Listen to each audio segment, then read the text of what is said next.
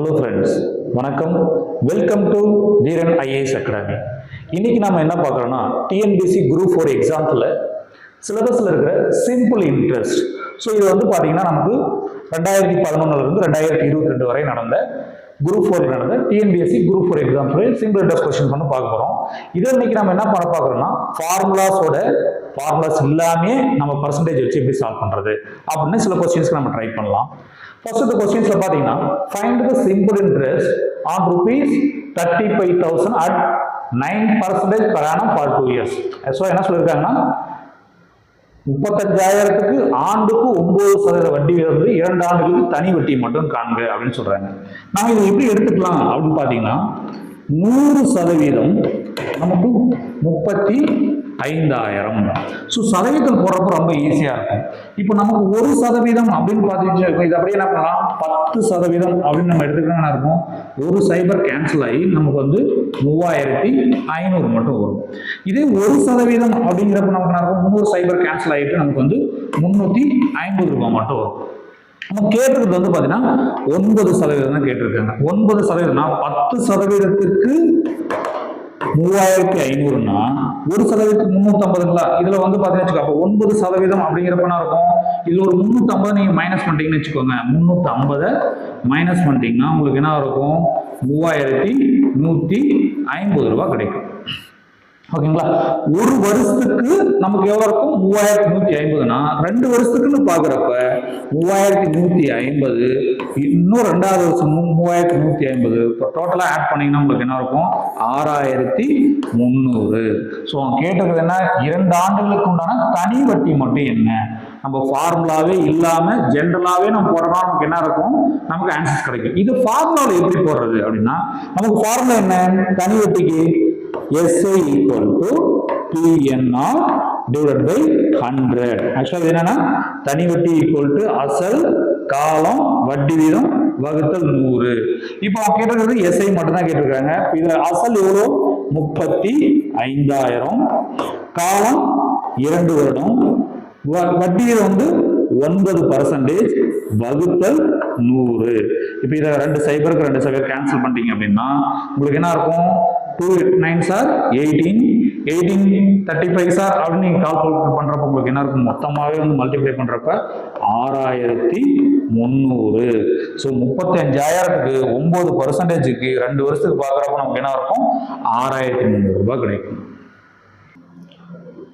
Next, find the simple interest on rupees 7,500 at 8% per annum per 1 year 6 months. ஆக்சுவலா என்ன சொல்லிருக்காங்கன்னா, 7,500 ரூபாய்க்கு 8% வட்டி வீதத்துல 1 வருடம் 6 மாதங்களுக்கான தனி வட்டியை காண்க. இந்த கொஸ்டின்ஸுக்கும் நம்ம ஃபர்ஸ்ட் கொஸ்டின்ஸ் பார்த்த மாதிரி தான், ஃபார்முலா இல்லாமே நம்ம ட்ரை பண்ணலாம். ஃபர்ஸ்ட் எடுத்துக்கலாம், 100% நமக்கு வந்து பாத்தீங்கன்னா 7,500. அப்போ வந்து பாத்தீங்கன்னா 8% தானே கொடுத்துருக்காங்க. ஃபர்ஸ்ட் நீங்க ஈஸியா கண்டுபிடிச்சிக்கலாம். 10% அப்படின்னா நமக்கு என்ன இருக்கும், 750. ஓகேங்களா? அப்போ 1% அப்படின்னா நமக்கு என்ன இருக்கும், 75. ஓகேங்களா? இப்போ இதுல நமக்கு 2% பாக்குறப்ப உங்களுக்கு என்ன வரும், 150 ரூபா வரும். 75 150 ரூபா வரும். அப்போ 8% அப்படிங்கிறப்ப நமக்கு என்ன இருக்கும், 750 ரூபாயில 150 ரூபாய் போச்சா நம்மளும் இருக்குங்க, நமக்கு 600 ரூபாய் மட்டும் இருக்கும். 8%க்கு எவ்வளோ, 600 ரூபாய் மட்டும். ஒரு வருஷத்துக்கு 8% அப்படிங்கிறப்ப 600 ரூபாய். ஆனா நம்ம கொஸ்டின்ஸ் கேட்டிருக்கிறதுக்கு என்ன கேட்டிருக்காங்க, 1 year 6 months, ஒரு வருடம் 6 மாதங்களுக்கு அவன் கேட்கிறான். ஒரு வருஷத்துக்கு 8%க்கு 600 ரூபானா அப்போ 6 மாசம் வச்சுக்கோங்க, என்ன இருக்கும், 6 months அப்படின்னா என்ன இருக்கும், 1 yearல பாதி தானே. அப்ப பர்சன்டேஜ் என்ன இருக்கும், 4% ஆகி போயிடும். 8%க்கு 600 ரூபானா 4%க்கு என்ன இருக்கும், 300 ரூபாய் தான் இருக்கும். அப்போ ஒரு வருஷம் 6 மாசத்துக்கு டோட்டல் அமௌண்ட் எவ்வளவு இருக்கும், 900 ரூபாய் மட்டும் இருக்கும். ஃபார்முலாவே போடாம நம்ம நார்மலா நம்ம வீட்டுல தாத்தா பாட்டி அப்பா அம்மா போடுவாங்க இல்லையா, இந்த கால்குலேஷன் பர்சன்டேஜ் வச்சு அப்படியே மல்டிப்ளை பண்றதுதான். ஸோ இதோட ஆன்சர் என்ன இருக்கும், 900. Next, rupees 800 becomes rupees 956 in 3 years at certain simple rate of interest If the rate of interest is increased by 4%, what amount will be rupees 800 become in 3 years? அதாவது 800 ரூபாய் வந்து 956 3 ஆண்டுகள்ல மாறுது. தனி வட்டி தான். மறுபடியும் இருக்காங்க ஏற்கனவே ஒரு ரேட் ஆஃப் இன்ட்ரெஸ்ட்ல மாறுது. மறுபடியும் 4% அதிகரிச்சா 3 ஆண்டுகளுக்கு பின் 800 மதிப்பு எந்த தொகையாக இருக்கும் அப்படின்னு சொல்லியிருக்காங்க. இதையும் நம்ம என்ன பண்ணலாம்னா ஃபர்ஸ்ட் நமக்கு 800 ரூபாய் 3 வருஷத்துல எவ்வளவு மாறுது 956 ரூபாயா மாறுது. அப்போ நமக்கு டிஃபரன்ஸ் எவ்வளோ ரெண்டுக்கும் டிஃபரன்ஸ் எவ்வளோ 156. 3 வருஷத்துக்கு வட்டி மட்டும் எவ்வளோ 156 ரூபாய். அப்போ ஒரு வருஷத்துக்கு எவ்வளவா இருக்கும் அப்படின்னு பாத்தீங்கன்னா வகுத்தல் 3 போட்டீங்கன்னா உங்களுக்கு என்ன வரும் ஒரு வருஷத்துக்கு என்ன வருங்க 52 ரூபா வரும். 52 ரூபாய். 800 ரூபாய்க்கு 52 ரூபாய் அப்படிங்கிறது வந்து நமக்கு எவ்வளவு ரேட் ஆஃப் இன்ட்ரெஸ்ட் அப்படின்னு நம்ம பார்க்கணும். அதை பார்க்கணும்னாவே அதுக்கப்புறம் நம்ம என்ன பண்ணலாம் 4% இன்க்ரீஸ் பண்ணிக்கலாம். சரி நம்ம நார்மலா 100% அப்படிங்கிறது நமக்கு எவ்வளவு இருக்கும் 800. ஓகேங்களா? அப்போ இதுல வந்து பாத்தீங்கன்னு வச்சுக்கோங்க 10% அப்படின்னு எடுத்தீங்கன்னா உங்களுக்கு என்ன கிடைக்கும் 80. 1% அப்படின்னா உங்களுக்கு என்ன கிடைக்கும் 52. ஓகேங்களா? இந்த 1%க்கு 52 ரூபாய் அப்படின்னா இந்த 52ல எத்தனை பர்சன்டேஜ் இருக்கும் மொத்தமா இது வந்து எவ்வளவு பர்சன்டேஜா இருக்கும் அப்படின்னு பார்க்கணும் நமக்கு. ஓகேங்களா? சரி 1% 8 rupees. ஓகேங்களா? 1%க்கு 8 ரூபாய். அப்போ இந்த 52ங்கிறது எவ்வளவு பர்சன்டேஜ் தான் பார்க்கணும். இப்போ இந்த 52ல நமக்கு 8 எத்தனை டைம்ஸ் இருக்குன்னு பாத்தீங்கன்னு வச்சுக்கோங்க என்ன இருக்கும் 8 8 8 8 8 பாத்தீங்கன்னு வச்சுக்கோங்க நம்ம இருக்கோம் 8 40 6 48. ஓகேங்களா? அந்த 52ல 8 எத்தனை இருக்கும் 6 × 8 அப்படிங்கிறப்ப நமக்கு என்ன இருக்கும் டோட்டலா நமக்கு வந்து இதெல்லாம் சேர்ந்ததுன்னா நமக்கு வந்து பிளஸ் பண்ணிட்டீங்கன்னா உங்களுக்கு என்ன இருக்கும் 48 இருக்கும். ஆனா நம்ம 52 இல்லைங்களா 48 பிளஸ் நமக்கு எவ்வளவு இருக்குங்க 4 இதெல்லாம் கூட்டினாதான் நமக்கு என்ன இருக்கும் 52. அப்போ 1%க்கு 8 ரூபாய். ஓகேங்களா? அப்போ இது 1/2% என்ன இருக்கும் 0.5% என்ன இருக்கும் 4 ரூபாங்களா? அப்போ இது வந்து என்ன இருக்கும் 6%. இந்த 4 ரூபாய் வந்து 0.5%. டோட்டலா நமக்கு எவ்வளவு இருக்குங்க 6.5%. ஓகே ஈஸியா நமக்கு பாருங்க 100% வந்து எடுக்கிறப்ப 1%க்கு 8 ரூபாய் 52 ரூபாயில 8 ரூபாய் எத்தனை டைம்ஸ் இருக்கும் 6 × 48. அப்ப 6%க்கு 48 ரூபாய் வந்துடும். மீதி 4 ரூபாய் நமக்கு என்ன இருக்குங்க 0.5. 1%க்கு 8 ரூபாய்னா அதுல பாதி என்ன இருக்குங்க 5% 0.5 வந்து 4 ரூபாய் வந்துடும். இப்போ நமக்கு ரேட் ஆஃப் இன்ட்ரெஸ்ட் கண்டுபிடிச்சாச்சு. 800 ரூபாய் 956 ரூபாயா 3 வருஷத்துல 156 ரூபாய் மாறது எவ்வளவு பர்சன்டேஜ் 6.5%. இப்போ நம்ம என்ன பண்றோம்னா அவங்க கொஸ்டின்ஸ்ல வந்து ஏற்கனவே இதோட 4% சேர்த்தனா 6.5% கூட 4% சேர்த்தா நமக்கு என்ன இருக்கும் 10.5%. இப்பவும் நம்ம என்ன பண்ணலாம்னா நமக்கு 10%க்கு எவ்வளவுங்க 10% வந்து 80 ரூபாய். 0.5% எவ்வளோ இங்க வந்து பாத்தீங்கன்னு வச்சுக்கோங்க 4 ரூபாய். மொத்தமா நமக்கு வந்து ஒரு வருஷத்துக்கு 84 ரூபாய். அவங்க கேட்டதுக்கு என்ன சொல்றாங்க 3 ஆண்டுகளுக்கு பின் 800 மதிப்பு எந்த தொகையாக மாறும். அப்ப நீங்க என்ன பண்ணலாம் ஒரு வருஷத்துக்கு 84 ரூபாய்னா 3 வருஷத்துக்கு என்னவா இருக்கும் ஓகேங்களா 3 4s are 12 carry 1 3 8s are 24 252 252 ரூபாய் 3 வருஷத்துக்கு 10.5% பாக்குறப்ப இப்போ அவங்க கேட்கறது வந்து தொகை தான் கேட்கிறாங்க. அப்போ வந்து பாத்தீங்கன்னா அசல் 800 வட்டி 252 அப்ப நமக்கு தொகை எவ்வளவு இருக்கும் 1052. ஓகேங்களா? சோ இது வந்து பாத்தீங்கன்னா நமக்கு வந்து ஃபார்முலாவை யூஸ் பண்ணாம நம்ம என்ன பண்ணலாம் 100% எடுத்து போடுறப்ப ரொம்ப ஈஸியா நம்ம சால்வ் பண்ணிக்கலாம். Next, the cost of a timetable is rupees 8,400.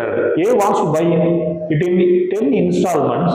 His EMI is rupees 875. Find the rate of interest. ஒரு உணவு மேசோட அடக்கல் வந்து 8,400 ரூபாய். அது வந்து 10 மாத தவணையில வந்து அவர் கட்ட நினைக்கிறாரு. அவர் மாத தவணைக்கு 875 ரூபாய் கட்டுறாரு. ஒரு மாசத்துக்கு 875 ரூபாய் கட்டுறாரு. அப்போ அதனுடைய வட்டி என்னன்னு கேட்குறாங்க. இப்போ நார்மலா ஒரு மாசத்துக்கு 875 ரூபாய்னா 10 மாசத்துக்கு என்னவா இருக்கும்? 8750 ரூபாய். ஆனா அந்த டைனிங் டேபிளுடைய அடக்க விலை எவ்வளோ? 8400 ரூபாய். அப்போ வட்டி மட்டும் எவ்வளவு வந்திருக்கும்? நமக்கு வந்து 350 ரூபாய் வந்திருக்கும். 8400 ரூபாய்க்கு 350 ரூபாய் 10 மாசத்துக்கு. அப்போ வட்டி என்னன்னு கேட்குறாங்க. வழக்கம் போல நமக்கு வந்து SI = PNR divided by 100 அப்படின்னு பார்க்குறப்ப SIயோட வேல்யூ 350, பிரின்சிபல் வந்து 8400, என்னுடைய வேல்யூ வந்து 10 இன்ஸ்டால்மெண்ட். அப்போ 10 மாத தவணைனா நம்ம இயரா கன்வெர்ட் பண்றதுன்னா இருக்கும் 10 வகுத்தல் 12 அப்படின்னு பார்த்தா தான் ஒரு வருடத்துக்குன்னு கன்வெர்ட் பண்ணிக்கோங்க. இன்டு 6 தான் நம்ம கண்டுபிடிக்கணும், வகுத்தல் 100. 6 மட்டும் வச்சுக்கிட்டோம்னு வச்சுக்கோங்க. அந்த வேல்யூல என்ன இருக்கும்? 350 into 100 into 12 divided by 8400 into 10. So நமக்கு என்ன இருக்கும்? 2 சைபருக்கு இங்க 2 சைபர் கேன்சல் ஆயிரும், இங்க ஒரு சைபருக்கு இங்க ஒரு சைபர் கேன்சல் பண்ணீங்கன்னா இப்போ 12ஆம் வாய்ப்பாடு 1 12 12 என்னங்க 7 12 84, 5 12 60, 6 12 72, 7 12 84, 1 7 7 35. அப்போ நம்மளுடைய ரேட் ஆஃப் இன்ட்ரெஸ்ட் எவ்வளோன்னா 5%. ஓகேங்களா? ஒரு மாதத்துக்கு 875 ரூபாய் 10 மாசத்துல வந்து இன்ஸ்டால்மெண்ட்ல கட்டுறாருன்னா 8400 ரூபாய்க்கு எவ்வளவு ரேட் ஆஃப் இன்ட்ரெஸ்ட்ல கட்டியிருப்பாரு? 5% கட்டியிருப்பாரு. A sum of money dribbles itself at 8% per annum over a certain time. The time taken is ஒரு குறிப்பிட்ட அசலானது ஆண்டுக்கு 8% வட்டி வீதத்தில் 3 மடங்காகுவதற்கு பிடிக்கும் காலம். ஸோ இது என்ன சொல்லியிருக்காங்க அப்படின்னா 100 ரூபாய் அசல்னு வச்சுக்கோங்க. ஓகேங்களா? 3 மடங்காகுதுன்னா என்ன இருக்கும்? அசல் 100 ரூபாய்னா அப்போ வட்டி எவ்வளோ வந்திருக்கும்? 200 ரூபாய். அப்போதான் நம்ம டோட்டல் என்ன இருக்கும்? 300 ரூபாய் இருக்கும். இப்போ பாருங்க, ஒரு தொகையானது என்ன வருது? 3 மடங்காகுது. 100 ரூபாங்கிறது 300 ரூபாய்னா 3 மடங்கு ஆயிடுச்சு. அப்போ வட்டி எவ்வளோ இருக்கும்? 200 ரூபாயா இருக்கும்.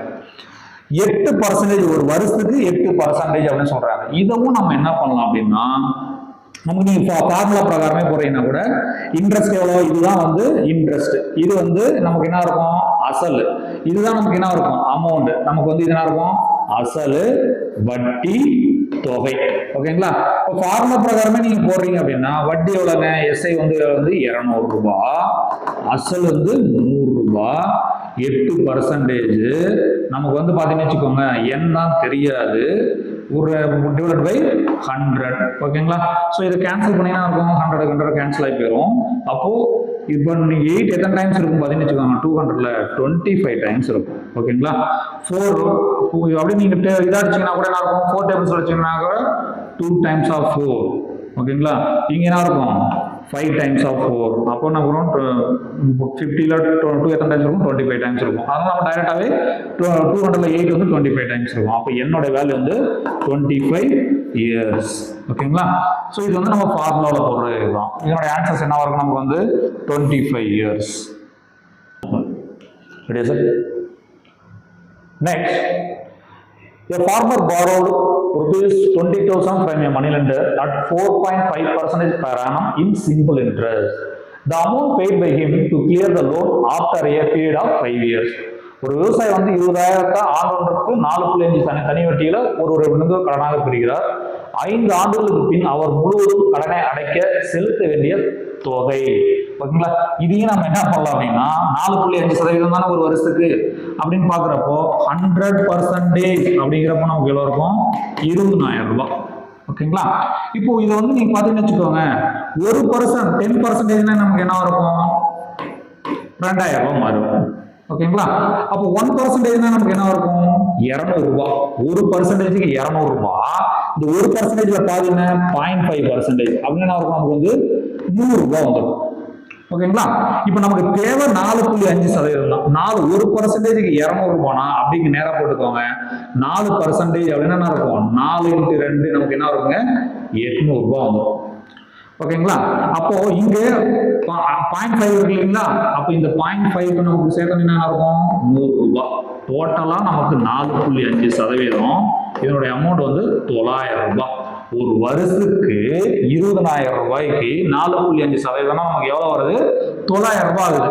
அவங்க என்ன கேட்டிருக்காங்கன்னா 5 வருஷம் கழிச்சு கட்ட வேண்டிய தொகை. 5 வருஷத்துக்கு ஒரு வருஷத்துக்கு 900 ரூபாய்னா 5 வருஷத்துக்கு என்ன இருக்கும்?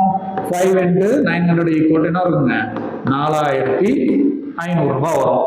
அப்போ அசல் வந்து 20,000, ஓகேங்களா? வட்டி வந்து 4,500. அப்ப தொகை எவ்வளவு இருக்கும்? 24,500 ரூபாய் இருக்கும். 5 வருஷம் கழிச்சு அவர் வந்து அசலோட சேர்ந்து வட்டியும் சேர்த்து எவ்வளவு தொகையா கட்டுவார் அப்படின்னா நமக்கு வந்து 24,500 ரூபாய் பே பண்ணுவார். Stephen invested rupees 10,000 in a saving bank account that earned 2% simple interest. Find the interest earned if the amount was kept in the bank for 4 years. Stephen வந்து வங்கியில் வந்து 10,000 ரூபாய்க்கு 2% தனி வட்டி விதத்தில் முதலீடு செய்தார் எனில் 4 ஆண்டுகள் முடிவில் அவர் பெறும் தனி வட்டி எவ்வளோ?